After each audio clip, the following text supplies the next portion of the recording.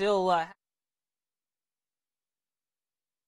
to give you a digital weather forecast. We are tracking showers and thunderstorms possibly heading into the area really beginning now. We're seeing a couple of showers develop out there, and everything is moving off to the south and east, and we're going to continue to see this activity develop through the late afternoon and possibly even the evening hours here. Safe Touch Security First Alert Live radar this morning.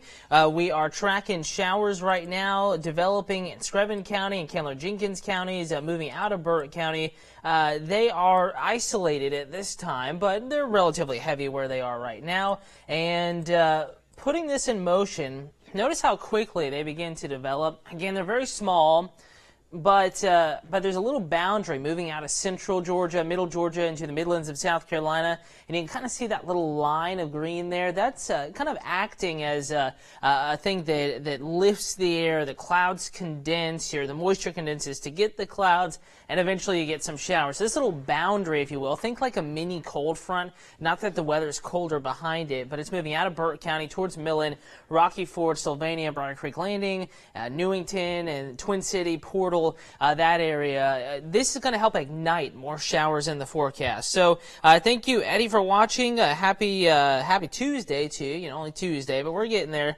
Kyra, thank you for watching. Janice, thank you for watching. Noah, hey to you. And Lee, glad to be back. Thank you for that. Glad you all were wishing me all the happy thoughts and the good vacation, and I am very glad that I am back and willing to give you the forecast. All right, Rita. So it's moving out of Bryan County. Well, it's moving towards Bryan County. So I'm going to zoom out the radar now. Again, this is just one little boundary. It's one little small piece in the puzzle that is today's forecast. So, and it's hard to see. It's going to be a little hard to see on this monitor behind me, but I'm gonna tweak radar right here. That's what I'm doing on this computer. I'm going to edit the settings to where it'll be a little easier for you to see, and we will draw this out. All right, I have it in a very sensitive mode now. Now I'm going to go back in, hit play. So you can kind of see how this fills in. This is Burt County, Waynesboro, Millen. There's Screven County, Allendale County, Emmanuel County. You see this little line, how it moves southward. It's moving southward, kind of getting bigger a little bit, forming into showers. Then you get little thunder showers possibly, or soon-to-be thunder showers developing ahead of it in Screven County. That is what we're watching to help ignite more showers and thunderstorms in our area. We talked about how it would be 11 o'clock to noon, maybe as late as 1, and then persisting periodically through the afternoon, the early evening. And we're beginning to see that happen. So once again, I'm going to pause it. For those that may not be able to see it on the device that they're watching on, I'm going to pause it, kind of put a red line where it roughly is. This is going to move south and just help ignite new showers and thunderstorms. So I just thought I would explain why we're seeing showers, thunderstorms today, or one of the reasons why, and hopefully that helps. Michael and Carol, what's on tap for Springfield? What is the future cast? Let's get right to that. And a reminder, these are just computer models, though. It should never be taken exact when we show you these computer models and their ideas of how the radar and the satellite may look through the afternoon. They have good ideas, but they are simply tools in the tool chest. They are not solid, 100% guaranteed all the time. So just kind of keep that in the back of your mind as we kind of walk through this, Michael and Carol, hour by hour. Hey, Terry, to you as well. So here we are now. It is picking up pretty nicely on that little band of shower activity. We have a little disturbance up here, kind of rotating counterclockwise, helping to lift the showers. Everything moving more southerly today, well, kind of like they were yesterday, actually. And that's the motion of things as we go through the next couple of hours. So here we are. This says we're going to see isolated thunderstorms develop by 2 inland. Already starting to see that in Burt County, Screven County. Also watching the sea breeze, I-95. So Carroll and Springfield, Effingham County, this says you're dry at 2, but you have showers and thunder showers developing pretty closely around you. So I wouldn't bank on it being completely dry by 2 or 3 in Effingham County, Springfield, or Screven County. And I don't want you to think that it's not going to rain at your house today. It's simply scattered activity, and it's going to fill in as the afternoon goes on. Notice how by 5, we're actually seeing more shower and thunderstorm activity. If I can help simplify it for you today, though, and this is just a snapshot at 5 p.m., I think that most of the activity is going to be south of I-16. Deanie says, where's the sun? I drove through sun to go on my break. It was really nice. Mostly sunny, partly cloudy. Dave was saying similar sights at his place.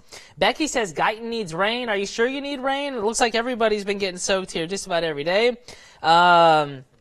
Casey, I'm in Rocky Ford, so should I see rain soon? Let me go in to Safe Touch Security First Alert Live Radar. I'm going to zoom down in here. Switch in radar mode, so bear with me here, folks. Thank you for staying along. We're going to see this, how I think this is going to go down here over the next couple of hours, is this activity, and this should update here. It's not, there we go. So this activity in Screven County, near Millen, Manuel County, Metter, Kendall-Jenkins counties, Bullock County.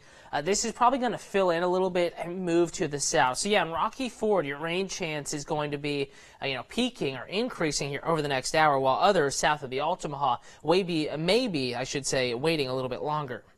Terry says, sunny here in Jessup, don't need any more rain. The Altamaha River is already high, and yes, it is. And on that note, and I'll get back to the Futurecast in just a moment. Sorry, I kind of diverted here. Just want to answer questions as they come in. But let's go back to this that I built this morning. If you live along the Savannah River in Screven County, Effingham County, far northern Jasper County, western Hampton County, western Allendale County, I sent this to your phone this morning, the latest river forecast. The Savannah River near Clio, yesterday evening, 14.4 feet. Forecast to rise to 14.6 feet by Thursday morning. And the Savannah River near Burton's Ferry Landing, 9 p.m. Monday, so yesterday evening, same time, 16.6 feet. Forecast to crest this morning. Then a slow fall is then forecast afterward heading into the weekend. That's assuming we don't see any additional rises because of widespread heavy rain. As far as the Clio location, Tom Goeth Road probably has some water over it, water up to and underneath some of the elevated homes there right along the river. And Burton's Ferry Landing, probably not able to use the boat ramps, and adjacent to the river, agricultural lands likely experiencing some flooding as well. So we do have, some river flooding occurring because of the wet switch to weather that we have had of late. Hey, Todd. Linda, how about Mount Vernon? We'll go back out and see. I can tell you this. Let's simplify it. If you are watching on the beaches, if you're watching in Macon, if you're watching in Brunswick, if you're watching up in Swainsboro, you all have a rain chance today, and the forecast is pretty similar. Pop-up showers, thunderstorms, warm and humid, really the same that it has been.